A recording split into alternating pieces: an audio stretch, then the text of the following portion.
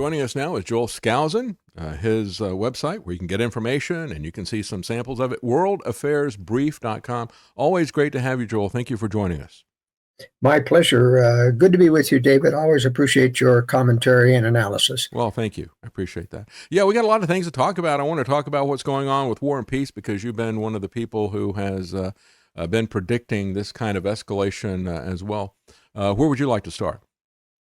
Well, I want to start with a comment about your previous subject on gay marriage being recognized under federal law. Mm-hmm. My basic point is that the only reason government is justified in even recognizing marriage at all, which should be more of a religious covenant than anything. I agree. Is because of children, because the government has a responsibility to defend the fundamental rights of children from neglect or improper abuse of parents.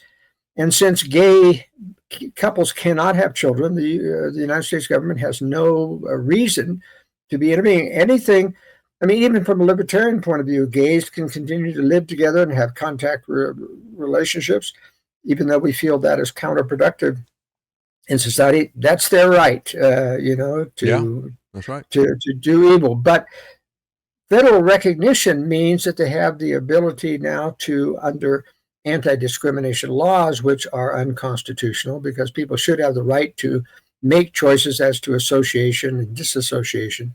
That's a fundamental right. But anti-discrimination allows them to mandate recognition of gay marriages in schools and other things. And I'm against public education in general because they are government schools. They're not our schools, and government then can mandate propaganda about gay marriage, and which they're doing now. That's right. So this is a slippery slope, and that's where it's leading very clearly. It is interesting, isn't it, that in the name of upholding rights of association, they will attack our rights of association. Yes, and do it that way. You know, this is the way the thing typically operates. And it is also interesting, I think, that since, marriage was a religious definition and was typically recorded in the church, and that's where there'd be the office of records, that's how we kind of slipped into this whole thing. It was really kind of a weakness of the churches letting the government take over this record-keeping function. And part of it was because, you had as society got a little bit more mobile, but they didn't have the kind of communications that they have. You would have somebody who would marry somebody over here, and then unbeknownst to them, they would go into another city and they'd have another family that was over there. And then when the person passed away, you're talking about it's fundamentally about children and families and that type of thing. So to settle the estate, it got to be very messy. Who is going to record this centrally? And once you start to centralize things like that, that's just it seems to be innocuous, but it kind of takes on a life of its own. And as the churches have become weak and passive and silent, now this is going to bear fruit and something that is going to affect them. As you pointed out, people could have these different contracts, but it was always from the very beginning, part of it was to be able to use the government to coerce people to provide benefits that they wouldn't do in a competitive free market, right? To say these are marriage benefits and you're going to provide those for me. It isn't that you're going to go shop around and find an employer who provides them voluntarily. That's right, David. Good summary. Yeah. So let's now turn to Pelosi's visit on Taiwan. This is going to be the subject of Friday's World Affairs Brief, very important issue coming out, and your readers can get a free sample by going to worldaffairsbrief.com and clicking on Request a Sample. But my point that I'm making here is that when this was first announced, I asked myself, why? Why was Nancy Pelosi, the old witch, going to Taiwan? Because you see, the globalists have always been building these two enemies, Russia and China. They need another third world war in order to get Americans to give up national sovereignty and get ourselves into a militarized global government. And it's going to take a massive war to do that. Yes. And that's why they've been building Russia and China and giving them technology and allowing them and looking the other way while they continue to antagonize the world.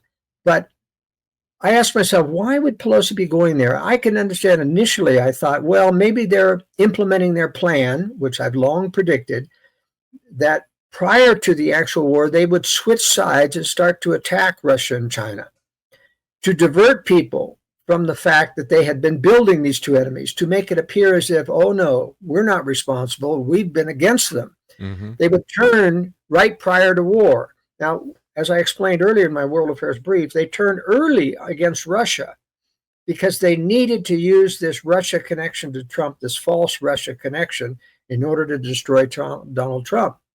Now they're using the Taiwan to turn against China. But that wasn't enough, in my opinion. I believe that something more sinister is afoot because of the way that Pelosi handled this. Pelosi just didn't go over there to hold mid-level talks or high-level talks in private with us. She made a big announcement wearing the blue COVID compliance mask. Yeah. Announcing that the U.S. would stand with Taiwan against China. Now, this is in fact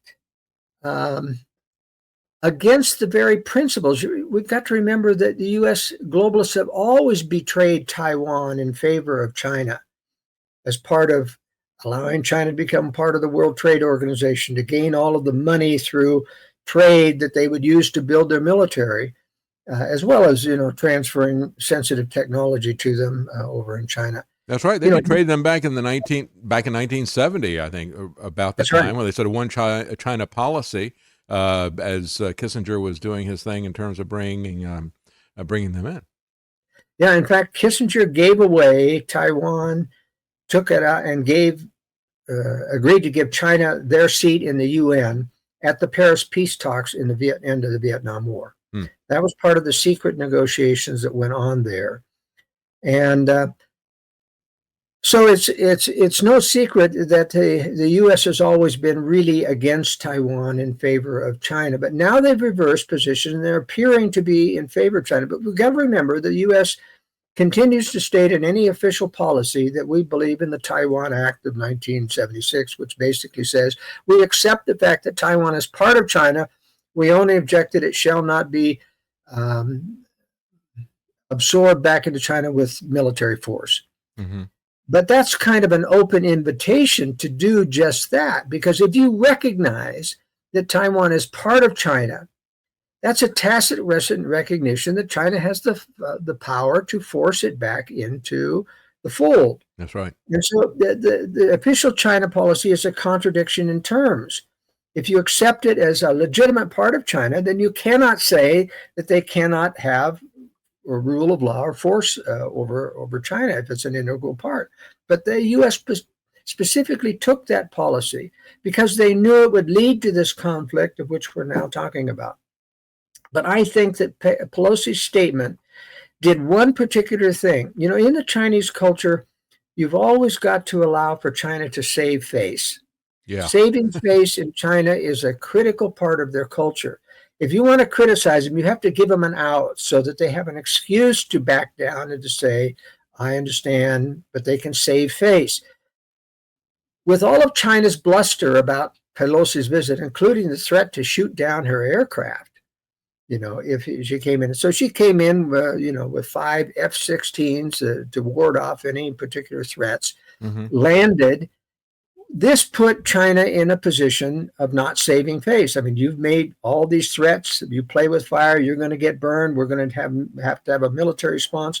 She put China in the position of not being able to save face because China had no intention of shooting down Pelosi's plane. And now she's embarrassed them. Secondly, she's embarrassed them by basically saying, we're going to stand with Taiwan. We're not going to let it be taken back, even as China has been preparing for the past year with multiple incursions into Taiwanese airspace to take it back by force.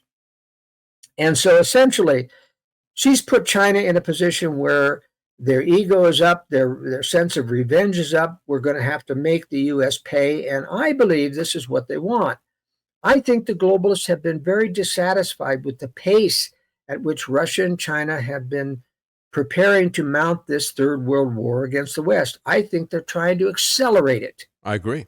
Yes, very provocative. They were just, and I talked about that as well. I looked at it, I said, look at this. I mean, they didn't offer them any carrot. All they did, they had to walk away. The Chinese had to walk away and say, well, I'm not going to get in a fight with an 82-year-old woman. Well, she's no older than she was when you were fighting with her last week. That's all they could do. That was all they were left with. Well, she's just 82 years old and a woman, and I don't care. So they walked away. And at the same time, Joel, very quietly, they imposed some new sanctions against China at the same time. Everybody was talking about the Pelosi flight and all the rest of this stuff. And yet they put some more sanctions on just to rub salt into the wound. I thought it was very provocative. That's right. And so here's the problem with this, and I think there's a major provocation to get this war sooner rather than later. I have long predicted as a military analyst that it would take till the latter part of this decade before Russia and China are really, truly ready. Now, we've learned a lot from the Ukraine war about Russian weakness in terms of conventional warfare. But we know that their hypersonic missiles and their regular cruise missiles are very accurate, very high-tech, and their intercontinental ballistic missiles are the best that there is in the world, that far exceed U.S. capability with their 15 maneuvering warheads. Our measly 400 Minuteman missiles only have one warhead on them now. That's 400 against thousands of mounted warheads by Russia, and they're very, very accurate, and they're hypersonic. They're incapable of being shot down by our ABM systems. Now, we don't know what China has, but we know they've been building massive underground tunnels, some 3,000 miles worth, where they have underground missile installation and missile storage facilities. So we don't know how many missiles they have. China's going to the extent of building massive fields of underground silos like the U.S. silos. But why would they do that? I think it's a ruse. I think it's basically going to be fake silos to attract U.S. military targets in a retaliatory attack, because China has mobile missiles on road carrier missile launchers, which are far more difficult to target in a retaliatory strike because they're moving all the time. Mm-hmm. It's the same way as the railroad tracks that the Russians have, and they have the road mobile missiles as well. Why would you go to silos except maybe to attract missiles that would hit empty silos? And I think they'll put dummy missiles in those silos to make it appear as if they're live. But I think it's an indication that China intends to strike and receive a retaliatory strike in return. Do we have any mobile missiles as well? Do we have everything in silos? No. We don't have any mobile missiles. No, we have no mobile missiles whatsoever. In fact, we have dismantled the MX missile, which had 10 warheads on it, as part of a nuclear treaty. And yet here Russia, signing that same treaty, has got missiles with 15 warheads on it. I mean, you think the U.S. is stupid in signing these treaties that they know that the Russians... No, the U.S. is purposely doing this because it's like Presidential Decision Directive 60. PDD 60, signed in 1997, instructed our military missile forces to absorb a nuclear first strike and not retaliate until afterwards. Mm-hmm. Prompting General Butch Neal of the Marine Corps to say, retaliate with what once you absorb the nuclear first strike? Yeah. But you see, the key strategy is, if you allow the Russians and Chinese to decapitate the U.S. military, then you've got the perfect excuse for our leaders to come out of their bunkers and say, we didn't know this was going to happen, but now that our military has been decapitated, we must join together with other Western nations in a new militarized global government to prosecute this war. And it's like a massive Pearl Harbor. Who's going to say nay That's right. to the leaders after your military's all been annihilated, because we don't have an ABM system, at least on the ground. Now, you want to ask yourself the question, well, how does the West intend to prosecute the war if our military has been decapitated and the Russians and Chinese can continue to obliterate maybe even cities afterwards? Now, they don't intend to strike cities at the beginning because they want to simply nuke the military and then blackmail us into submission. But I believe the West has space-based mounted interceptors that can, in fact, take down any future missiles aimed at cities or other targets in the West. And the reason I say that is because General Mattis, once he retired after betraying Trump, went to speak at a Booz Allen private conference, and he admitted to the conference, you would be surprised, and I'm quoting, you would be surprised at how many trillions we have going into space that are not in the budget. Wow. Yeah. Now, trillions. And remember, everything about reconnaissance satellites, military, GPS and all those are all in the budget. If there are trillions going into the budget, I think there have to be militarization of satellites in space. And I think that's why Russia and China are working so hard at anti-satellite technology. But I think it's those space-based brilliant pebbles, which was designed during the Reagan administration, that will allow the U.S. and globalists to thumb their nose at the Russians and Chinese blackmail and say, no, we're not going to submit. We're going to prepare for war. And they will shoot down any further missiles that are launched, because satellites can hit those missiles in their boost phase at the highest arc before they've released those warheads. Mm-hmm. They can destroy those missiles, and it's a very effective strategy. But I think that's how the globalists intend to decapitate our military, talk us into a global new world order, and then where we lose our liberty, essentially, I agree. in the name of war, and then protect us, which they didn't use. Now, notice this will be, I don't know if Americans will understand this, but they wouldn't have used those missiles to stop the first preemptive strike. They only used it afterwards.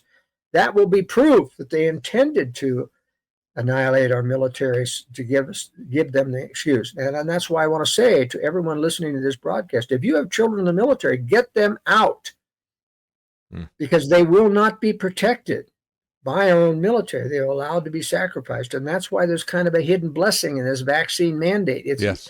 The best Christians and good people are getting out of the military. Yes. And they should. Yes. It is amazing to watch how they will not even discuss anything about pulling back from the brink. Everything that the Biden administration is doing, not just in China, but also in the situation with Russia and Ukraine, everything is designed to escalate tensions. They continue down that path. They don't even want to talk about anything that would de-escalate the situation. And they have broken communications with the Russians. The only thing they got together to talk about was a prisoner exchange of a couple of celebrities, that type of thing. But other than that, they're not going to talk about anything at all. That's why some of the people have said we're at a more dangerous point now than we've ever been. At least during the Cold War, we had the hotline that they could talk to each other about. But there's no communication about this because they have determined what their objective is going to be, and they're pursuing it step by step, aren't they? That's correct. That's correct. Well, let me talk about the 3 or 4 scenarios possible from this point forward based upon this provocation. Well, first of all, the Chinese could say to themselves, well, we still aren't ready, so we're not going to do anything. In fact, they could just go back to the status quo and wait till the latter half of this decade when they have all of their aircraft carriers built and all of their hypersonic missiles built and all of that.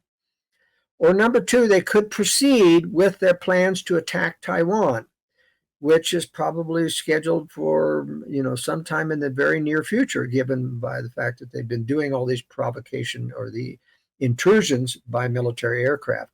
The key to that is that, one, would the U.S. actually stand up and defend Taiwan if the military? Now, we have an aircraft carrier task force in the East China Sea, which could intervene and try to stop. Now, it'd be very difficult for one carrier, even with 3 squadrons of F-18s attack air, to successfully attack or stop this military invasion, because it will start with a missile attack on most military facilities in Taiwan, and that happens before you can even launch aircraft.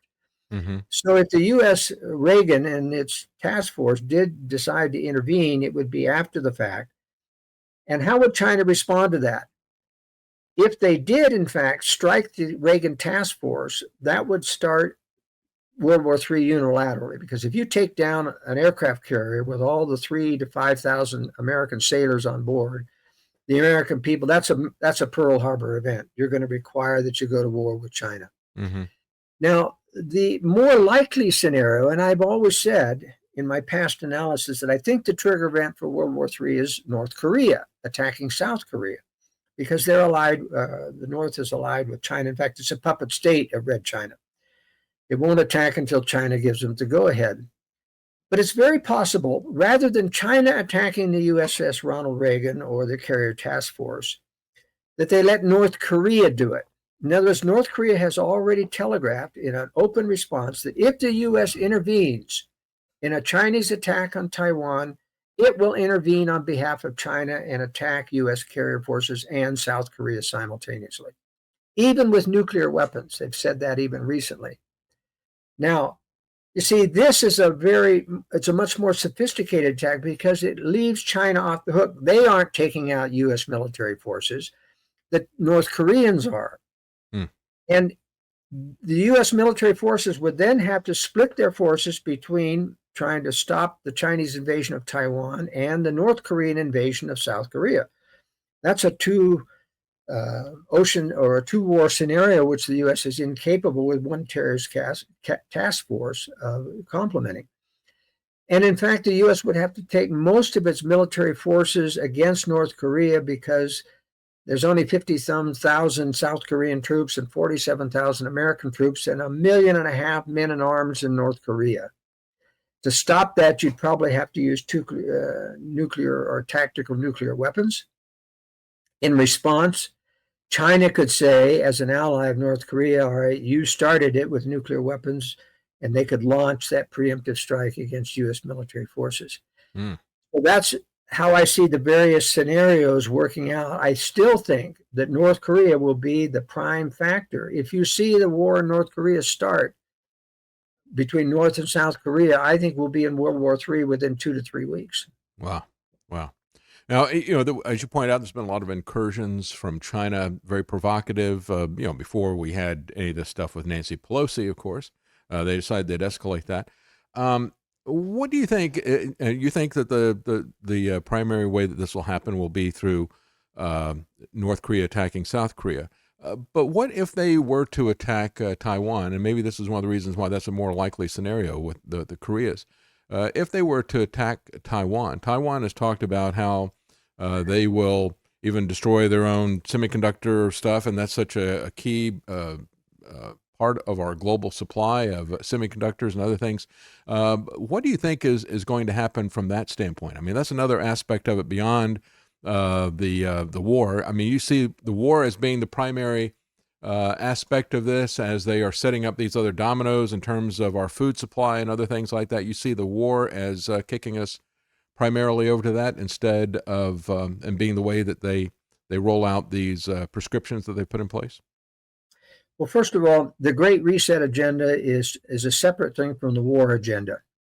I do not believe that many of the globalists who are tied to Schwab and the Davos Economic Forum, World Economic Forum, are aware of the war agenda coming up. They keep talking about an AI society, artificial intelligence, robotic society where you'll own nothing and you'll be happy and you'll get universal income and you won't have to worry about a job anymore, et cetera. I think these are pie in the sky globalist socialist objectives that in fact will be cut short, if not totally eliminated, by the war agenda, which is ultimately what's coming about. There's not many globalists, in my opinion, David, who understand that there's a war coming out, that they themselves won't even survive. A lot of globalists have moved to New Zealand or Australia as safe havens from war. They don't have a clue that China's going to occupy Australia and New Zealand in this war. Yeah. As well as the Philippines and Japan and other things. This is a very aggressive war agenda that they're planning. But the fact that many of these wealthy globalists have built retreats in these areas indicates that they don't understand the larger war agenda, which is top secret among even the globalists. They would scare their own people to death if they knew the globalists intending us to get into a nuclear war with Russia and China.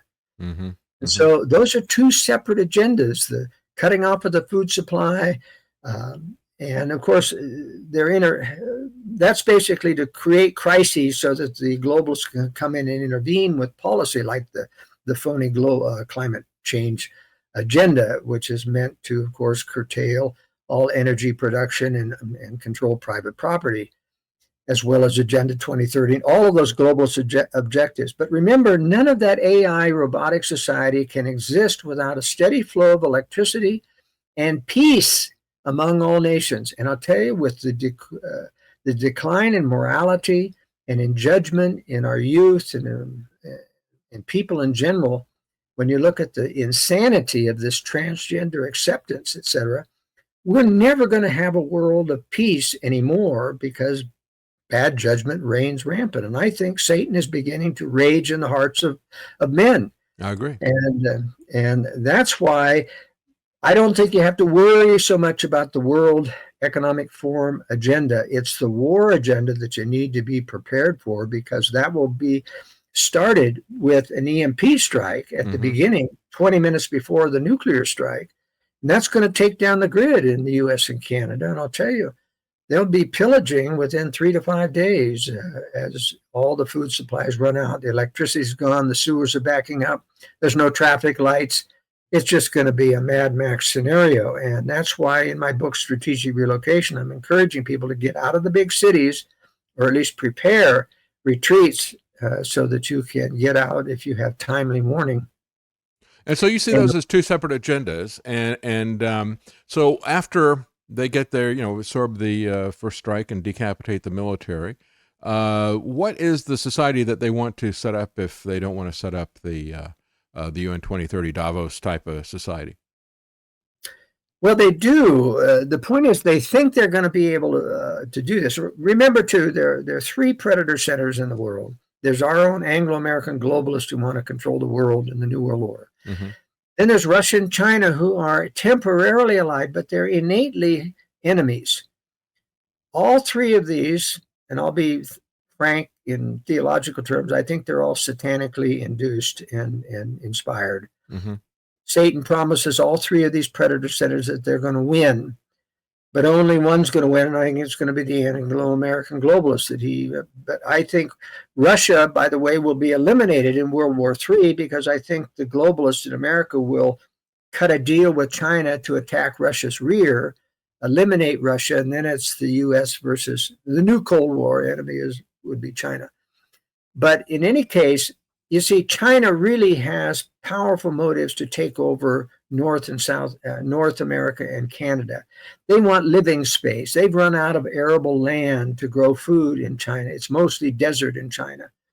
And the speech of General Hao Tian in 2008, former defense minister of China, said, we want the land in North America and Canada. We need living space, and we are going to be ruthless. We're not going to be patsies like the Nazis. We are going to be ruthless in cleansing the land. So they intend, that's why they won't hit cities initially in this strike. They want to hit military targets so they can blackmail. They want to talk us into letting them control the New World Order. And the Russians, of course, I think will be eliminated. But the globalists at any point intend to have this euphoric, wonderful socialist society where they control it all. Each one of these globalist power centers intend to do that. Now, we know the Russians are incapable. They can't even run their own system. And the Chinese are having trouble running their own. The globalists are very sophisticated, though. They use Russia and China to break down other countries, and that's why we brought Mao Zedong to power in China. We brought Castro to power by undermining Batista. We brought the Sandinistas to power by undermining Somoza in Nicaragua. We use communism to break down the social order so the globalists can come in their milder form of socialism. You own it, but we control it, to replace the evils of communism. And that's why it's very sophisticated. Our government, runs a campaign against drugs, and yet they import drugs through the CIA. They run a campaign against terror, and yet they created ISIS and Al-Qaeda. That's right. And, they play both sides. And now they're using Marxism to break down our society, and to break it down from the BLM and Antifa. That's it's not that these globalists are communists.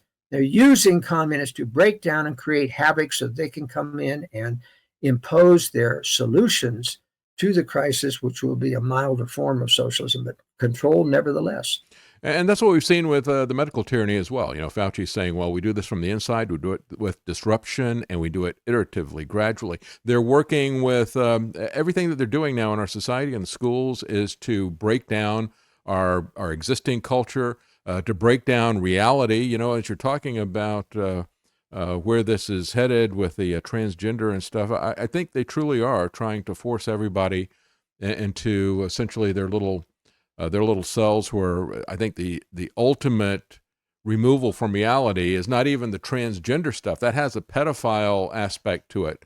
But I think the ultimate goal is to have everybody severed from reality, living in a virtual reality, looking for transhumanism, where they can reimagine themselves as whatever they want to be. I think that's one of the key ways they're going to control us. As a matter of fact, Harari at Davos has even said that. We're going to control people by games and by virtual reality, ultimately.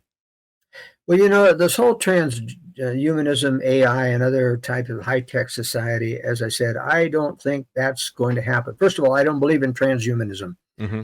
I believe that man has a spirit, a God-given spirit. You cannot clone human beings without God providing a spirit, because this human body does not live if the spirit is withdrawn. That's what makes it operate. That's what controls. It's not just genetics. It's just not pure mechanism, as evolutionists would have us know. Yeah, I had that discussion with Zoltan Esvan, with the transhumanists. I was talking about that earlier in the program. I said, so what are you? Are you going to be copying yourself? Are you going to be able to transfer yourself? What are you? Are you just the physical stuff? Are you just the memory banks? Or is there some other component, the soul, that is the essence that you really are? Yeah. Well, they don't believe in the soul. They That's don't right. believe in God. And so they can, think that they can integrate computer chips and control the mind. I don't believe that can be done. I think the will of man is innate. And, we come with innate characteristics because our soul, exists. As the Lord told Nehemiah, before you were born, I knew thee and ordained thee a prophet. Yeah. We had an existence before that as a soul. And that's why certain people are more prone to things of God, and other people, they couldn't care less. I think we developed a closeness to God before we came here as opposed to other people. Anyway, that's a personal opinion. But all I'm just saying is that I think that there's a real possibility, David, that this war will be so horrific, and because of the lack of moral character and Satan raging in the hearts of men, I think the prophecies come true about evil fighting against evil, and the globalists not being able to control what they reap in this war. I mean, can you imagine a year without electricity in the United States, and all the pillaging and the rape and the murder and the stealing and the theft that will go on as people try to survive and other things? How does that heal itself? How do you forgive and forget about neighbors who pillaged, and destroyed things? I don't think society is going to knit together, except in rural, safe places where people, when they're driven out of the cities because of its collapse. The only reason, conservatives and Christians are in these big cities because that's where the jobs are. Yeah. But in an EMP strike, those jobs disappear. And I think people, if they prepared, or even if they haven't, they're going to tend to go back to rural roots. And I think there'll be new conservative majorities. So my hope for the future is that the Lord will provide safe places for a remnant of people that, good people would tend to gravitate toward the roots. And I think even the globalist powers to be have to pay lip service, at least, to democracy. They have to pay lip service to majority rule. And if we have new conservative majorities in good rural areas, I think that's the potential of the future. And now ultimately, you've talked about strategic relocation, and you've got a book about it, very Yes. excellent book about strategic relocation, and also about the secure home and how to secure your home. Let's give people a little bit of advice. Let's say that you're already outside of the city and you're in a rural area. With these things developing like this, what would be your first priority that you would advise people to start to work on, assuming that they're already out of the city and they're in a rural area? What would be your first priority? Well, first of all, you're going to have to get self-sufficient in your electricity, because there's not going to be any electricity. And that means a combination of generators and solar is the best. To do an entire 100% solar system is very, very costly, over $100,000. But if you have a 15 kilowatt generator, a diesel generator is really the best in terms of long-term fuel storage. But whatever kind of generator you have with enough fuel storage, you can run it twice a day or even once a day and supplement the rest with solar power to run, your various electronics that survive an EMP. And by the way, they can survive an EMP if you make some minimal preparations. Talk about that with solar panels and inverters and things like that you're going to need to have in a solar system. Talk about its vulnerability to an EMP. Well, everything electronic is vulnerable to EMP if it has attached to any kind of long wires. They act as antennas and they pick up this electromagnetic radiation, race down the wire, and fry the electronics. Now, you can protect your house from the power line surge that comes with a detector like First Surge by Siemens Corporation. It is only about $350, and it goes on your panel at the top of your panel and protects any surge and shunts it to ground. But still, inside your house, all your wiring is picking up EMP, and so there are small individual EMP protectors. The cheapest ones are your little power strips. If you look at the label on the power strip, if it clamps down a surge in less than 2 nanoseconds, that's the key, less than 2 nanoseconds, it's good for EMP. If it's slower clamping than that, then it's not good. It's only good against lightning, okay? But that's one of the cheaper ways. Now, Transtector Corporation has a full line of EMP protectors for solar equipment and for individual computers and televisions and refrigerators that you can buy, plug it into the wall, and then you keep your cord from a computer or a refrigerator fairly tightly coiled so that it's not long and stretched out. If it's tightly coiled, the EMP won't react as much with that cord. But the EMP protector will keep anything from the house wiring from getting into your appliances. So it's not cheap. It is significant outlay to protect your home against EMP. It's very important, even if you're in rural, to have some type of ham radio equipment and that it be unplugged and unattached to the antenna so that it doesn't get fried with the EMP. And you can put it in EMP-proof Mylar bags and containers that are out there on the market, but it's important to keep them unplugged until you need them because... Let me ask you about your water pump, because that could have a long electrical line on it. What is the best way to isolate that? Well, the water pump, unfortunately, you cannot put an EMP protector down there in the water on the water pump itself. Now, the water pump, fortunately, is just an electric motor down there, and they are fairly resistant to EMP. Most of them have a capacitor associated built in, but capacitors are capable of handling fairly large charges. And so it is important to have an EMP protector on the house to make sure that doesn't go through the panel and down to the pump.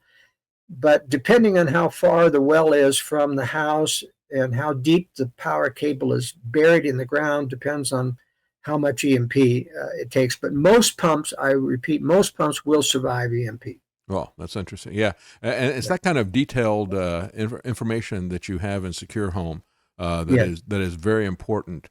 And so after making sure that you've made preparations about EMP, and as you point out, that could be pretty expensive. What do you think in terms of in terms of time frame? You know, you're looking at these provocations that Nancy Pelosi had this week and constant escalation in Ukraine as they're sending more and more weapons to threaten the Russian fleet in the Black Sea and that type of thing. Do you see in a shorter time frame supply chain disruptions and food disruptions that are going to affect us before some type of war? What do you see in that regard? Well, I think supply chain disruptions will be all with us, but nothing major. I'm not predicting major famine because of the Ukraine war and those types of things. We don't even import wheat from Ukraine here. We are self-sufficient in terms of grains in the United States. So I don't expect, but there will be supply short in manufactured goods. Whenever you order parts to repair things, you got a long line of delays that happen. I'm a private pilot and working with airplane maintenance and things. We have delays up to 6 months on certain parts, and there's no reason for that. These parts are manufactured in the United States. So somebody's really intervening with these things to try to damage the economy, et cetera. But one thing I will notice, by the way, Biden's popularity is so low because of high inflation and high gas prices that he is somehow manipulating through connections with big oil companies to lower gas prices. They're coming down, and he's not allowing more gas and oil to be produced in the United States. He hasn't unleashed any of that. So I think there's a collusion between the Democratic administration and the big oil companies to lower prices to save the Democratic Party from this disaster that's heading into the midterms. Because there's no legitimate reason why, with the current restrictions, that gas prices should be coming down. That's right. Yeah, the Strategic Petroleum Reserve was a tiny effect, and that's stopped now, hasn't it? Are And they still releasing that? they sold a portion of it to China. Yeah, exactly. Yeah, yeah, and, quite a and bit of to it. India, Yeah, which is just, the mainstream media didn't cover that, but they would have rode Biden out of on a rail if they had found that out. And chalk it up really to a decrease in demand. And so, if they save as bacon on this election, you can expect that they're going to get their payback on the other side, and it's going to really go through the roof on the other side of the election, right? this brings up a very important subject about why did the Democrats shoot themselves by putting a senile old man like Joe Biden into the presidency? And or Lala Harris. oh yeah, these two idiots. But it's very possible. It's very possible that if war comes during this presidency, it's going to be a very unpopular war, and that none of the bigwigs in the Democratic Party wanted to be in the hot seat when that war and that unpopularity descended upon the United States. Yeah. It's very interesting, by the way, that Hillary Clinton, after saying, I'm not going to run, I'm going to run, I'm not going to run, finally said, I'm going to run. And I've long predicted, that Hillary Clinton will run and come in as a, quote, moderate. It's easy to be a moderate when you're following Joe Biden with the most radical policies in the world. Now, she'd be faking it, of course. Yeah. But what I'm saying is that I don't expect Joe Biden to run for second term. Well, it certainly is a train wreck that we have here, and everything that they're doing, there's absolutely no way that anybody who's watching closely what they're doing could chalk it up to incompetence. It is absolutely sabotage. No other explanation, I think, could really be brought up with this. And what we have seen now from these lockdowns going back to 2020, it's just this snowballing effect, rolling its way through the supply chain. Everybody knows all kinds of strange things that there are delays on being able to get. I'm seeing that with all types of stuff we're trying to get. We're trying to get some merchandise for the show, and but even things that I'm trying to get personally. Doesn't seem to be any rhyme or reason, but it's just happening everywhere, and it's continuing to get worse as we go along because the government is continuing to keep restrictions in place, and I think they're doing everything they can to bust the supply chains. Well, some of it's getting worse and some of it is not. In other words, because everybody involved in the supply chain is not part of this conspiracy, there are people legitimately working to undo the supply chain problems, and there's government behind the scenes trying to exacerbate it. And so there's two different forces kind of working at cross channels. So some things improve in the supply chains and some things get worse. And but believe me, there is a conspiracy to damage this economy. And I think it's related to the World Economic Forum and Great Reset. That's what they need in order to call for a solution in the form of more government controls over things like that. Oh, I absolutely agree. Yeah. Yeah. There are free market forces trying to resolve those supply chain issues. Yeah, that's right. Yeah, there are some people who are trying to get along with life, and yet we continually see the government stepping in on the side of chaos. Even the stuff that you're seeing with the trucking industry, the AB5 in California, it's just another step of trying to attack the small businesses, independent ownership, and operations. The government is coming in every regard, attacking us legally while we see these other things that are rolling out with food and the rest of the stuff, trying to come after the farmers. I mean, that is just rolling out this nitrogen narrative everywhere. Thank you so much for joining us. It's always a pleasure to talk to you, Joel. And as you people heard, he's got a lot of advice for the secure home and how to secure your home from both violence as well as from the effects of war. He's got advice there about nuclear war as well as EMP and other things like that. A lot of detail in the books, and you'll find those at worldaffairsbrief.com, as well as it's a subscription. Is that correct, Joel? Yes, so there's a modest subscription to worldaffairsbrief.com, but this website, my other website for the books is joelskousen.com. Okay. All right. That's where you'll find the books. And Secure I Home. prefer people purchase them there instead of on Amazon. We don't want to, Yes. Yes, absolutely.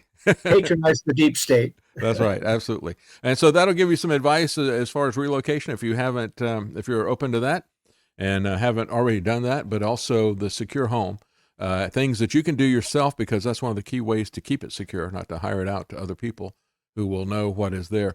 Thank you so much for joining us, Joel Skousen. Appreciate that. worldaffairsbrief.com. Thank you. My pleasure. My pleasure, David. All right. We're going to be right back, folks. Stay with us.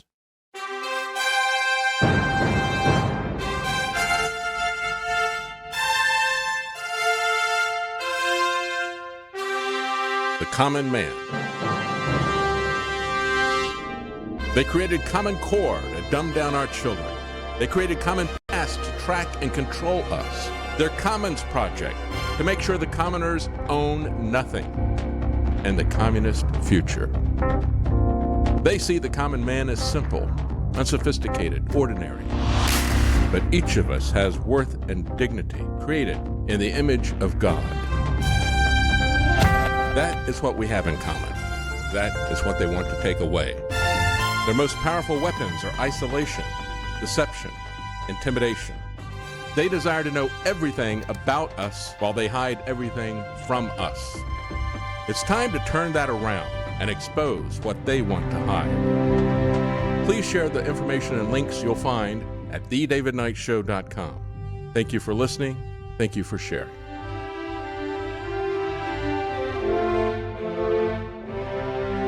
If you can't support us financially, please keep us in your prayers. thedavidknightshow.com.